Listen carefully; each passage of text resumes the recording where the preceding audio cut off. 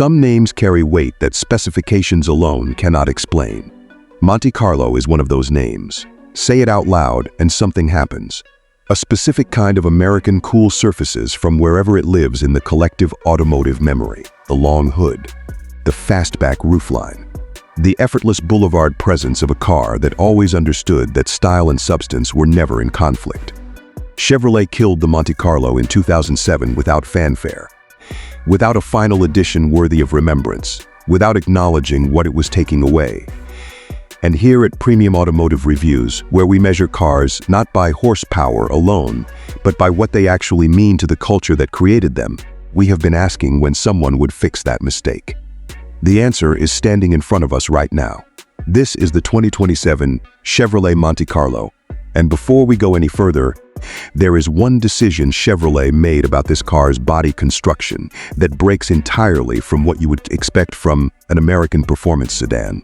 A decision that makes this car simultaneously lighter and more structurally rigid than anything in its class.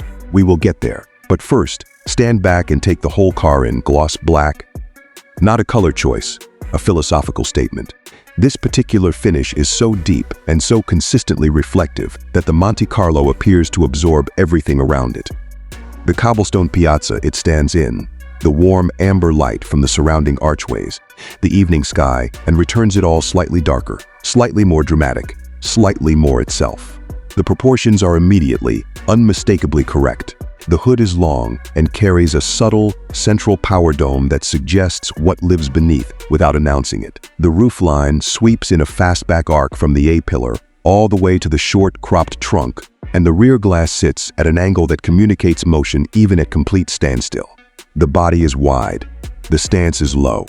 The carbon fiber front splitter reaches forward beneath the bow tie-centered grille with a kind of aerodynamic intent that does not apologize for existing. The LED headlight signatures are sharp and angular, a single sweeping white line flanking each side of the grille that gives the Monte Carlo's front end a focused, forward-leaning expression. The bow tie badge at center glows blue in the low light.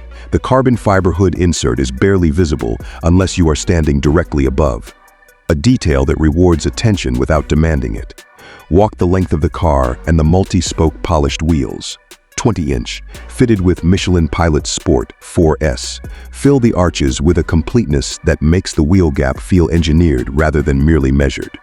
Monte Carlo-branded brake calipers in red are visible through the spokes as a reminder that stopping this car was taken as seriously as accelerating it.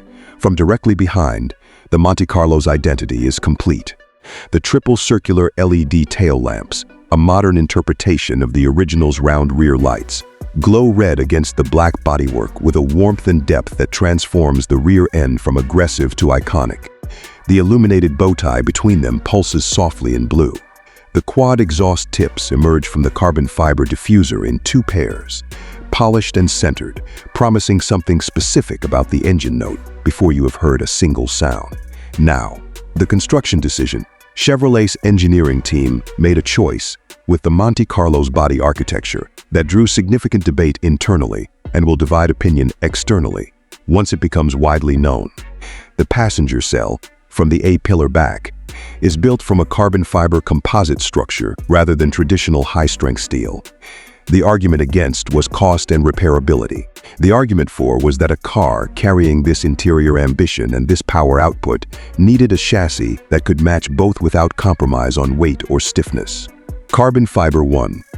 The Monte Carlo's body is significantly lighter than a steel equivalent structure, and the torsional rigidity, the resistance to chassis flex that defines how a car communicates with its driver, is measurably higher than any comparable American performance sedan. The cost implications are real. The driving implications are more real. Open the driver's door. It swings with a weight that is immediately satisfying, solid, precise. The kind of closure that tells you the panel gaps were measured in tenths of a millimeter. Drop into the driver's seat and the cognac tan leather wraps around you with a quality that is immediately, viscerally surprising in a Chevrolet. Diamond-quilted across the seat face and bolsters. The leather is thick and fragrant, warm hide, and something faintly woody from the carbon fiber trim that traces the dashboard and door panels. The Monte Carlo script is inlaid in chrome across the passenger side of the dashboard, backlit softly in the ambient lighting scheme. The suede headliner, cognac, matching the leather, covers the entire roof surface and absorbs sound in a way that changes the acoustic character of the cabin entirely. This interior does not feel like a Chevrolet. It feels like something that costs significantly more and comes from somewhere with a longer luxury pedigree. That gap is the point. The steering wheel is flat-bottomed, leather-wrapped, the bow tie emblem at center finished in chrome. It falls into your hands at exactly the right angle. The central display, a wide curved screen spanning the center of the dashboard, manages navigation, drive mode selection, climate, and connectivity with a clarity and speed that is genuinely impressive. The head-up display projects vehicle data onto the windshield in a format that stays peripheral rather than demanding. The rear cabin carries two individual seats separated by a Monte Carlo-branded center console, finished in brushed aluminum with individual rear screens integrated into the front seatbacks. The suede headliner continues through the rear, and the overall effect: cognac leather, carbon fiber, suede overhead, ambient lighting tracing the door cards, is a cabin that has no business existing at this car's price point, and exists anyway because someone at Chevrolet made a decision to build it correctly, regardless of cost justification. The powertrain is a supercharged 6.2-liter LT9 V8, internally projected to produce approximately 780 horsepower and 715 pound-feet of torque, driving the rear wheels through a close-ratio 8-speed automatic with paddle shift capability. Rear-wheel drive only, no all-wheel drive option, no hybrid system. The Monte Carlo's powertrain philosophy is uncomplicated and unapologetic. Rear wheels, supercharger, V8, full stop, press the starter. The LT9 catches with a crack that settles within 1 second into an idle that is low, layered, and deeply authoritative. The supercharger is audible at idle, a mechanical whisper beneath the exhaust note that communicates the engine's internal state without theatrics. The cabin, at idle with the windows closed, is surprisingly composed. The carbon fiber body structure contributes to an acoustic isolation that steel simply cannot match at this thickness. Road and engine noise arrive filtered and reduced in a way that makes the Monte Carlo feel considerably more refined than its performance intentions would suggest. Pull away in comfort mode. The 8-speed moves with unhurried smoothness, the throttle response calibrated for measured linearity rather than sharpness.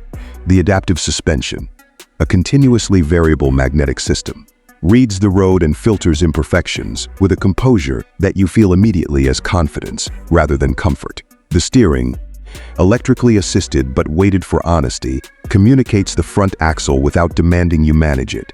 Switch to sport. Everything changes character simultaneously. The exhaust valves open and the supercharged V8 stops whispering. The idle note deepens. The throttle mapping sharpens so dramatically it feels like a recalibration rather than a mode change.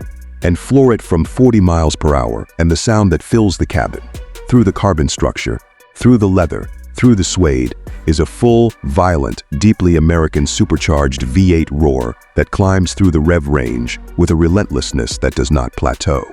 The supercharger screams above the exhaust, harmonizing rather than competing, the combined note at high RPM, something that is genuinely extraordinary. Each paddle upshift delivers a crisp, sharp report through the wheel rim. 0 to 60 is internally estimated at 3.3 seconds. In a 4-seat car with this interior, that number represents a kind of engineering ambition that demands to be taken seriously. The brakes are substantial. Drilled rotors with Monte Carlo-branded calipers, and they are immediate and progressive in a way that builds confidence rather than demanding management. The carbon chassis means brake inputs translate directly to chassis behavior, without the flex that steel structures always introduce, however slightly. The overall driving experience is tighter, more connected, more communicative than any American performance sedan has any right to be. There is a limitation worth naming. The carbon fiber construction makes collision repair genuinely expensive and requires specialist facilities. This is not a car you should park carelessly. The low front splitter demands attention approaching steep driveways. These are real costs attached to a real engineering ambition. and they are worth knowing. Chevrolet expects the Monte Carlo to reach market at approximately $98,000 in standard configuration, with fully specified examples approaching $120,000.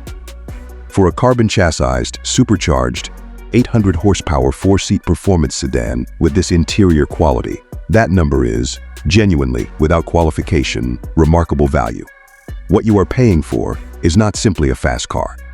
You are paying for the return of a nameplate that belonged to American automotive culture, rebuilt with the kind of engineering conviction that makes it impossible to dismiss. The 2027 Chevrolet Monte Carlo is not a muscle car that became a luxury sedan, and not a luxury sedan that became a muscle car. It is something rarer, a car that holds both identities simultaneously without compromising either, and in doing so creates a category that nothing else currently occupies. This car was built for the person who grew up knowing what the Monte Carlo name meant and spent years wondering why it disappeared. Someone who understands that presence and performance are not in opposition. Someone who finds the idea of a carbon fiber chassis beneath cognac leather and a supercharged V8 not contradictory but perfectly, naturally correct. Someone who has driven enough machines to recognize the difference between a car that goes fast and a car that is genuinely alive. Take this car to the Las Vegas Strip at midnight.